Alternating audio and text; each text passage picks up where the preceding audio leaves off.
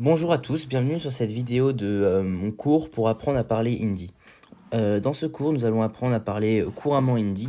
Donc on va voir les bases qui va nous permettre si vous allez en Inde ou si vous avez des amis avec qui parler la langue la plus parlée en Inde, vous allez pouvoir facilement avoir une conversation simple, pouvoir créer vos propres phrases et c'est vraiment ça qu'on va voir dans ce cours. Rapidement, pour donner un petit background sur moi, j'ai aussi dû apprendre l'hindi. Ce n'était pas ma première langue et du coup, je pense que ça va être vraiment intéressant car je vais pouvoir vous donner quelques petits tips ou des fois, quand c'est vraiment pas cohérent par rapport à la langue française, vous expliquer pourquoi on fait comme ça et donc, en somme, y aller plus doucement pour que vraiment vous puissiez comprendre bien cette langue. Dans ce premier cours, on va surtout s'intéresser hop, au présent. Au présent d'indicatif, on va dire, c'est genre je mange, je bois, je danse, ce présent-là, ce présent qui va être très utile. Et après, nous allons voir aussi je suis en train de manger, donc une action qui se fait en continu. Mais là, on va vraiment s'intéresser au présent tout simple, qui, à la fin de ce cours, j'espère, vous allez pouvoir créer vos propres phrases du type je regarde la télé, je joue au basket, des phrases simples mais déjà très utiles. Et dans pas longtemps, alors si vous allez en Inde par exemple, vous pourrez dire j'aimerais bien acheter ces mangues s'il vous plaît. Une phrase toute simple mais qui va complètement changer votre expérience en Inde. Alors donc pour ce présent, nous allons d'abord voir les pronoms. Et vous allez voir qu'il y a plusieurs points communs avec le français. Donc vraiment dans ce cours, on va pas directement voir comment écrire en hindi la vraie écriture, ni lire en hindi. Vraiment, le but de ce programme, c'est de vous donner le plus rapidement possible les outils afin que si vous allez en Inde ou que si vous voulez parler rapidement un bon hindi, vous allez pouvoir le faire. Donc voilà, ce sera surtout pour les débutants qui veulent, hop, en une semaine, vraiment connaître et faire vos propres phrases dans différents temps avec un vocabulaire assez restreint mais qui vous permet d'aller quand même assez loin. Je vais pas vous dire que vous allez devenir complètement bilingue en une semaine. Donc d'abord pour les pronoms. Alors pour je, ça va être mais. Alors tu va devenir tum. Il ou elle. Le on va laisser de côté, on va dire nous, hein. On va rester simple. Ça va être ye ou vo. Bon, je vais expliquer la différence. En fait, ye, ça va surtout être, par exemple, si vous êtes à un restaurant et que sur la table d'à côté, il y a Sam et vous voulez parler de Sam, ye, cette personne, comme elle est juste à côté, vous pouvez employer le ye, car vous la voyez, comme elle est à côté. Mais dans le cas général, si vous voulez parler de Sam alors que vous êtes au restaurant et lui, il n'est pas ici, vous allez plutôt utiliser vo, quelqu'un qui n'est pas là. Ok, donc c'est la petite nuance. Et vous vous demandez donc comment symboliser le fait que ce soit du masculin ou du féminin, ça va arriver avec la conjugaison du verbe, en fait. Dans le pronom, ça va être le même pour un homme ou une femme. Donc maintenant, on a nous, qui va donner hum. On a vous, qui va donner app. Et en fait, c'est là où il y a pas mal de similarités par rapport au français, c'est que ce même app que vous voyez ici va aussi être utilisé lorsqu'on va vouloir donner du respect à une personne, exactement comme en français lorsqu'on vous voit. Donc voilà, c'est plutôt pratique, il y a pas mal de ressemblances. Hop. Et on va finir avec il ou elle, au pluriel. Hop, ça va être V. Ça se prononce un peu comme vo, comme si ça c'était du singulier, la V, comme si c'était du pluriel. Bon, petite indication, hop. Donc voilà, maintenant qu'on a les pronoms, on va comprendre autre chose. Ce qui est super important, c'est l'utilisation du verbe être. Hop. Ce verbe va être super important. Puisque un peu comme lorsqu'on utilise du passé composé et qu'on utilise souvent le verbe avoir ou être, j'ai mangé, et bien ici, on va toujours utiliser ce verbe-là lorsqu'on va conjuguer. Un autre par exemple, pour dire je mange, on va utiliser le verbe être et le verbe manger, donc deux verbes. Donc il est super important de bien connaître par cœur la conjugaison de ce verbe, car il va être super utile. C'est comme le verbe avoir, il faut connaître par cœur sa conjugaison, puisqu'au passé simple, on utilise peu importe le verbe. Et ben c'est exactement pareil.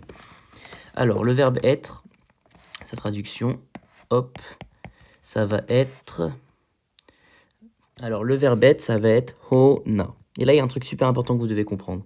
C'est que le na que vous allez voir ici va arriver dans n'importe quel verbe. Et en fait, ça montre que c'est à l'indicatif. Pardon, à l'infinitif. Ainsi, par exemple, manger, vous savez, tac, il y a le ER qui montre que c'est pas conjugué, que c'est à l'infinitif. Et bah là, par exemple, manger, ça va devenir en hindi krana. Bon, ça, c'est juste comment c'est dit.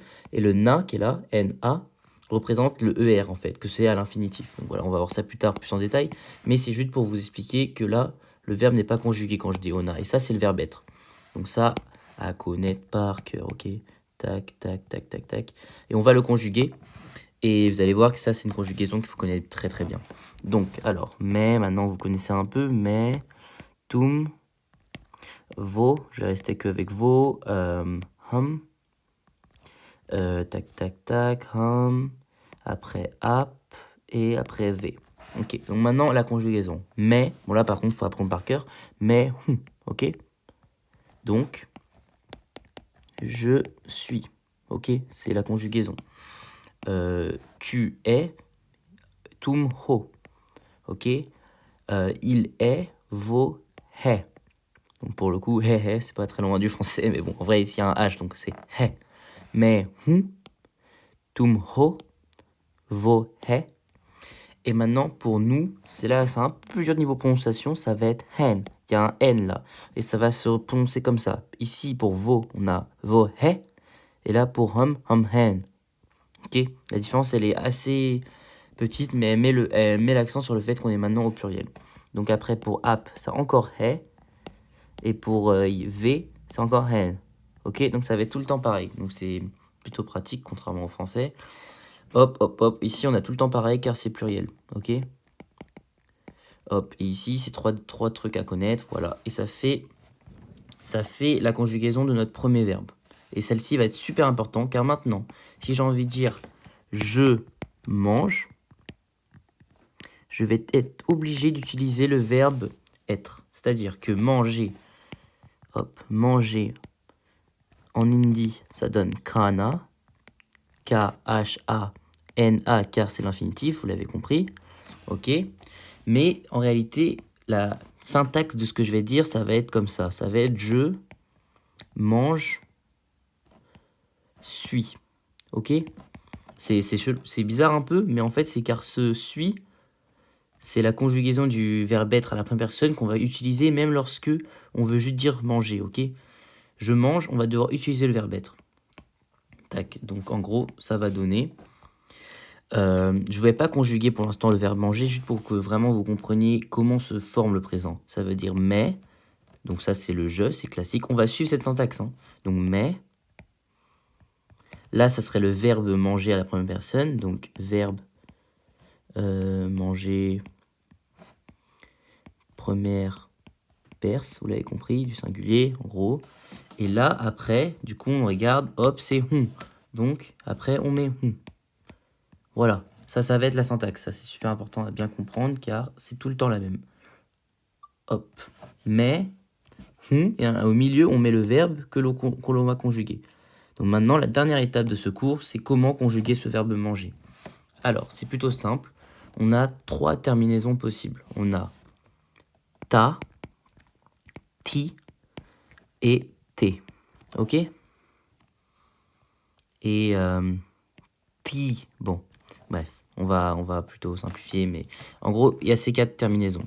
C'est-à-dire que on a le verbe krana. Hop, on enlève ça, le na, car ça veut dire que c'est à l'infinitif. Donc on se retrouve comme manger. On enlève le er, on a mange, et après on met je mange, tu manges, on met les terminaisons. Donc là, on enlève le na. On se retrouve avec, k. Ok. Et d'ici, alors, si c'est un garçon et qu'on est au singulier, on va être sur du ta. Ok. Si c'est une fille et qu'on est au singulier, ça va être du ti. Et si c'est au pluriel, ça va être du t. Voilà. Et si c'est du pluriel et que des filles, ça va être du ti. Ok, la différence est subtile. Bon, on va le conjuguer, vous allez donc bien comprendre. Alors, on conjugue conjugaison du verbe manger. Voilà, voilà, tac, tac, hop. Alors, je remets les pronoms, comme ça vous allez bien comprendre.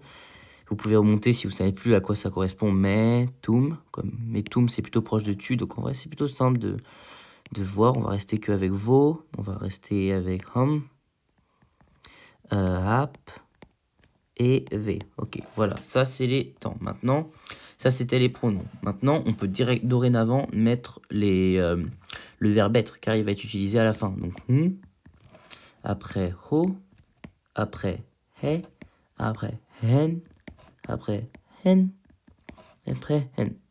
Ok. Et maintenant, il s'agit juste de conjuguer le verbe. C'est ce qu'on va faire là.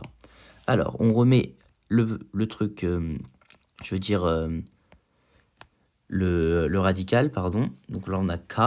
Et maintenant, on met les terminaisons. Donc, si je suis un garçon, on va dire mais Ka, ta, qui correspond à je mange. Ok, vous l'avez compris. Maintenant, si je suis une fille, mais Ka, ti. Ok, voilà. Pour le tu. Pour le tu, on n'est même pas intéressé par ça, puisque ça va toujours être K-T-O. Ok, tu manges. Garçon ou fille, tu manges. Hop. Comme en français, on peut pas, quand on dit tu, on peut pas faire la différence entre un homme ou une femme, enfin entre masculin et féminin, bah c'est la même. Tu manges. Tac. Tu manges. Hop. Ça va être tu manges. Maintenant, pour il ou elle, on a toujours K. Maintenant, ça va être exactement comme pour je, soit kata ou kati. C'est-à-dire, si c'est il, ça va être mes kata, enfin, vo kata he. Si c'est elle, vo kati he. Ok? La différence est subtile, la différence est due par le ta ou le ti. Donc c'est vraiment ça qui va mettre l'accent sur le fait que c'est du masculin ou du féminin. Ok, évidemment, c'est collé. Là, je sépare pour vraiment que vous voyez que la terminaison, voilà, c'est ça qui est important, parce que le reste, c'est radical. Mais, voilà, ça se construit un peu comme le français. Il faut vraiment faire attention à ça. C'est la terminaison. Maintenant, pour hum, kate. Ça va être juste t. Plutôt simple. Pour vous, ça va être aussi kate. Hop. Voilà. Donc ça, c'est simple. Exactement. Ça juste quand c'est au pluriel ou quand c'est tu. On voit bien que pour ces trois terminaisons-là, pour ces trois pronoms-là, on a la même terminaison. Et donc, il y a vraiment que pour mais et vos que vraiment, faut regarder si c'est un garçon ou une fille. Et on remplace. Hop, hop. Et on va finir avec il, avec un S ou elle. Du coup, là, ça va être mes kra. Si c'est des garçons, c'est il est avec un S, ça va être mes kate. Si c'est des filles, ça va être mes kati. Évidemment, dans la vraie écriture, on écrit avec des barres et tout. Du coup, pardon, c'est n'importe quoi ce que je fais. Mais là, au maximum, on essaye de retrouver la prononciation. Mais évidemment, la prononciation exacte peut que s'écrire avec la vraie écriture indique. Nous verrons dans un cours intermédiaire bien plus tard. Donc, on a mes kate, V. Ici, on a VKT, ou VKT. Ok? Donc, je vais juste dire la prononciation. Mekata hun, mekati hun. Je mange. Selon que je suis un homme ou une femme. Tum kate ho. Vo kata he, vo kati he. Ok? Hum kate hen, hap kate hen, ve kate hen, ve kati hen. Ok? Donc là, on aura vu la conjugaison pour le verbe manger. Et c'est là où vous allez voir que ce premier cours est super important, car maintenant, il vous suffit juste d'avoir le vocabulaire, et bientôt, vous pourrez dire, je sais pas, je pense. Penser, c'est soch, sochna, ok? Ça, c'est le verbe penser en hindi. Hop, hop, vous l'avez compris, vous enlevez ça. Ça, c'est parce que c'est à l'infinitif. On se retrouve avec soch, ok? Et hop, là, on rajoute, si je veux dire je pense, hop, je pense, vous l'avez compris, c'est plutôt simple, tac, tac, je pense, ça va devenir mais. Alors, si je suis un garçon, on va dire mais soch, on met la terminaison, ta, et on rajoute le verbe être, mais soch ta, voilà. Donc dans la vidéo suivante, nous allons voir les 10 ou 15, plutôt les 15 verbes les plus utilisés en hindi que vous allez devoir apprendre car c'est des verbes très utiles. Et du coup, on va les conjuguer au présent, ce que vous maintenant, avec cette vidéo, vous pouvez faire. Et donc, je vous invite à aller dans le lien dans la description qui vous permettra d'avoir mon cours entier sur Udemy. Car là, je vais essayer de mettre des vidéos pertinentes comme celle-ci qui vous permet de vraiment progresser. Mais vraiment, si vous voulez, en une semaine ou en 2 semaines, vraiment bien apprendre la langue pour après partir à l'étranger, en Inde ou je ne sais quoi, parler avec vos amis, voilà, le cours sur Udemy va être vraiment utile. Donc, je vous invite à aller dans le lien dans la description. Sinon, je vous dis à bientôt pour une nouvelle vidéo. Merci de votre attention. Merci.